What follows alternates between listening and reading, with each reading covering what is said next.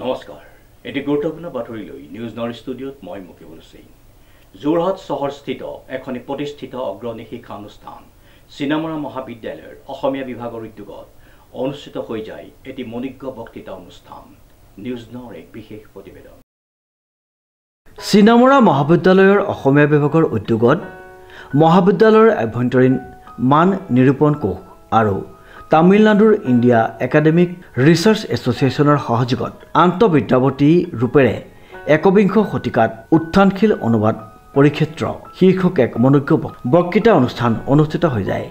বৰপেটাৰ নসত্ৰস্থিত কৃষ্ণগুৰু আধ্যাত্মিক বিশ্ববিদ্যালয়ৰ অসমীয়া বিভাগৰ সহকাৰী অধ্যাপক অনুবাদ চিন্তক ডক্টৰ গোবিন্দ প্ৰসাদ ভূঞাই সমল ব্যক্তিৰূপে অংশগ্ৰহণ কৰি মূল বক্তৃতাটি প্ৰদান কৰি কয় যে মানৱ সভ্যতাৰ সমানেই পুৰণি অনুবাদৰ ক্ষেত্ৰখনে একবিংশ শতিকাত আন্তঃবিদ্যাৱৰ্তী ৰূপেৰে নৱৰূপ লাভ কৰিছে।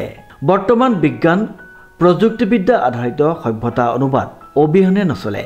বাণিজ্য বিজ্ঞান মানৱবিদ্যা পৰ্যটন চলচ্চিত্ৰ আদি ভিন্ন পৰিক্ষেত্ৰত ছাত্ৰ ছাত্ৰীসকলৰ বাবে অনুবাদক কেৰিয়াৰ হিচাপে লৈ আগবাঢ়িব পৰা উৰ্বৰ ক্ষেত্ৰ পৰি আছে।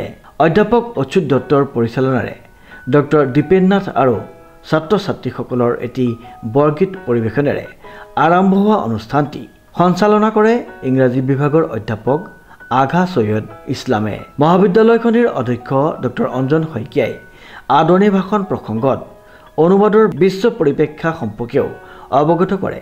অধ্যাপক অচ্যুত দত্তই পৰিচালনা কৰা বক্তৃতা অনুষ্ঠানটিৰ আৰম্ভণিতে মহাবিদ্যালয়খনিৰ প্ৰতিষ্ঠাপক অধ্যক্ষ আনন্দ শইকীয়াই অসমীয়া বিভাগৰ ছাত্ৰ ছাত্ৰীসকলে প্ৰস্তুত কৰি উলিওৱা প্ৰাচীৰ পত্ৰিকা প্ৰজ্ঞা উন্মোচন কৰি মহাবিদ্যালয়ৰ প্ৰতিষ্ঠাকালৰ কিছু অভিজ্ঞতাৰে চমু ভাষণ আগবঢ়ায়।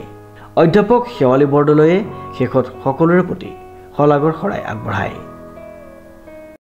লাগিছে আন্তঃবিদ্যাৱৰ্তী ৰূপেৰে একবিংশ শতিকাত উত্থানশীল অনুবাদ পৰিক্ষেত্ৰ। মই অকণমান সৰল কৰিব খুজিছোঁ। আন্তঃবিদ্যাৱৰ্তী তাৰমানে ইণ্টাৰডিচিপ্লিন, যিটো এতিয়া কোনো বিষয় একাকিত্বত এটা হৈ নাই। ইতিমধ্যে সন্মানীয় অধ্যক্ষ মহোদয়ে কৈছে যে অসমীয়াও অসমীয়া হৈ নাই, বুৰঞ্জী হৈ নাই, ৰাজনীতি বিজ্ঞান হৈ নাই, সমাজ বিজ্ঞান হৈ নাই। তোমালোকে ইতিমধ্যে অলপ হ'লেও ধৰিব পাৰিছা কথাটো। আৰু এই একবিংশ শতিকাত এই কথাটো অতি বেছিকৈ দৃষ্টিগোচৰ হৈছে। মানে জ্ঞানৰ কোনো বিষয় অকলশৰীয়া হৈ নাই, সকলো সানমিহলি হৈ পৰিছে। কি সাহিত্য, কি গণিত, কি বিজ্ঞান, কি পদাৰ্থ বিজ্ঞান, কি ৰসায়ন বিজ্ঞান, কি মনোবিজ্ঞান, কি চিকিৎসা বিজ্ঞান, সকলোৰে সন্মিলন ঘটিছে। তাৰমানে এতিয়া প্ৰতিটো বিষয় আমি আন্তঃবিদ্যাৱৰ্তী ৰূপত চাব লগা পৰিস্থিতি আহি পৰিছে। সেই তাৰ অৰ্থটো সেইটো। তাৰমানে অসমীয়াৰ লগত বুৰঞ্জী, ৰাজনীতি বিজ্ঞান, সমাজ বিজ্ঞান, মনোবিজ্ঞান গোটেইখিনি জড়িত হৈ আছে। সেই জড়িত হৈ থকা কথাটোকে অসমীয়াত কয় আন্তঃবিদ্যাৱৰ্তী। বুজি পাইছানে তোমালোকে?